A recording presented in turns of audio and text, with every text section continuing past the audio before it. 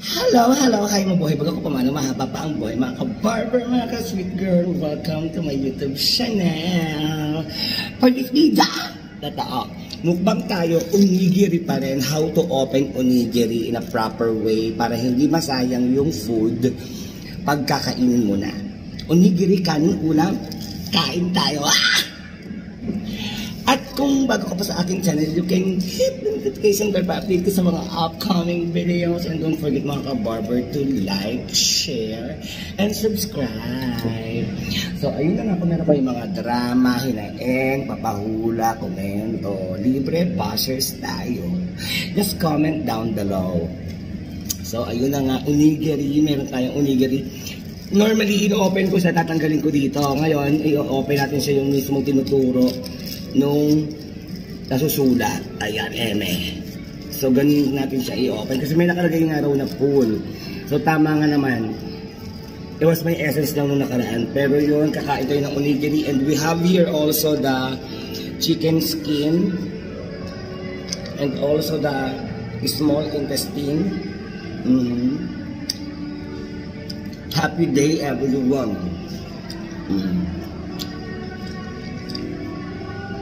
So, ayun mga, kain tayo. And meron din ako ditong, ano ba yan? Di ba tawag dito? Yung manok. Yung sa manok. Actually po sa manok to. Tapos a small intestine.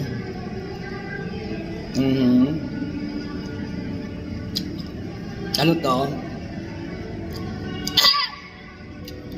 Pagkain sa kalsada. Street food. So let's see. Ay ano nga dito ko na in-open. Ganun daw. Tingnan natin para mas madali nga. Yata. So tanggal mo yung lock. Yung dalawang plastic. Kaya nga dito mo. Let's see. Diba? Kakain ka na lang muna, mayroong mahihirapan ka pa. Tama. Kakain ka na lang, pahihirapan ka pa. Parang sa buhay, kailangan natin mahirapan, no? Para mag-earn tayo. Pero ganun daw. Parang so kailangan, yes, parang saging na. Ayun. So ganun din. So i-cover.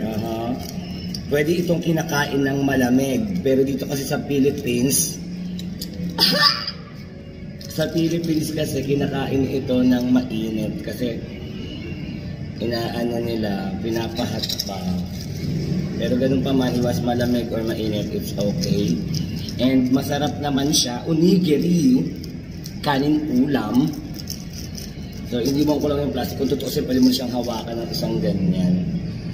Diba?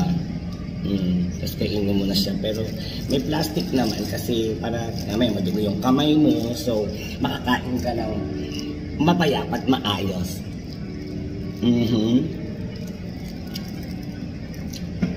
Etong flavor nito, salmon, so pula. Kasi yung tuna naman, yung kulay tuna. Pag salmon,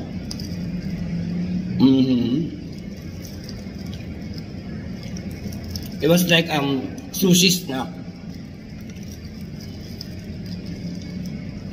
And the first time I ate nori, ito yung nori, yung lean.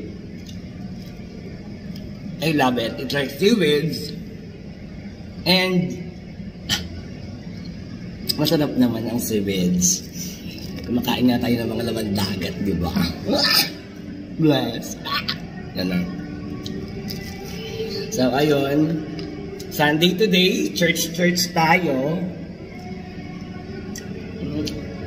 Kalibutan ko yung tawag dito. Yung sa chicken, comment down below. Nasundo lang nila ako sa nahang ka matapos na nila. Masabi ko.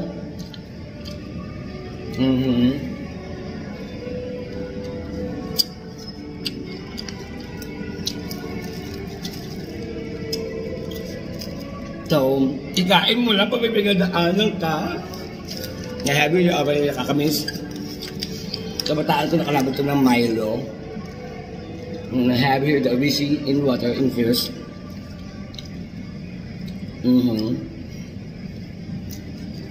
Pati tubig pinasok na ng uwisi. So let's taste this. Isn't it like water lang?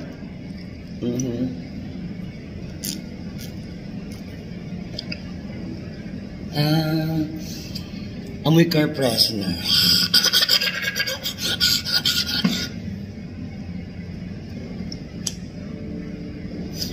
May a little bit punch ng pabango ng orange juice, which is sabog naman chicken skin.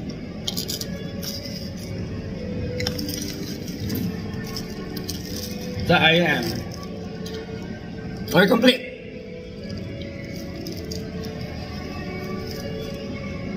Ayun na nga, ayun na nga, ayun na nga.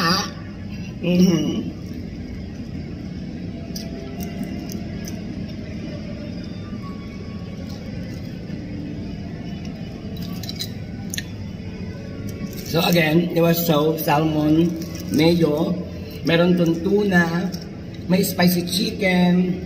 Basta ganun, it was from 7-Eleven. Baka naman. Yun yan.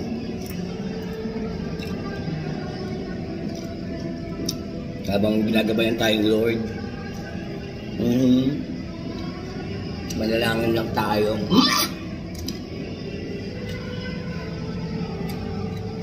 Ayun.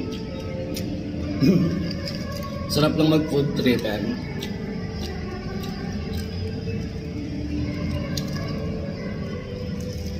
Ayan. O sa mga kumakain dyan, sabay na tayo. Sarap.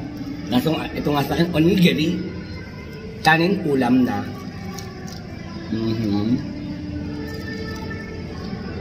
Well, being Filipino, we're so close then about the Japanese food.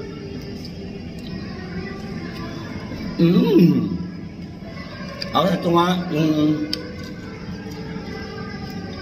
ay tawag dito hindi sa intestine ng manok. Comment down below, nakalimutan ko. Ano doon ang dila ko. And ano to? Food. Ano ba yun? Pagkain kalsada. Pagkain kalye. Sa Pilipinas. At yung may lasang tubig. Masarap siya. Baka magustuhan ko to ngayon dahil we need water in our body. So, mura. Tapos kailangan ko kasi medyo may ubo-ubo akong slide dahil sa pag-yosi. I need a flavored water that hindi mangangati yung lalamunan ko. Because I'm a singer sa Sanrop, sa simbahan. Lasang tubig lang siya. But then again, there was a refreshing effect dahil yung umami niya, bongga. So ayun lang mga ka-barber, mga ka-sweet girl, for the mukbang ang drama ng sweet girl. In fairness, effective. Mapiwalayara, masalam, salam. Siya, to, siya, kan sa hamila. Siya, yara, to dariba. Daghang salamat. Yala, kalas.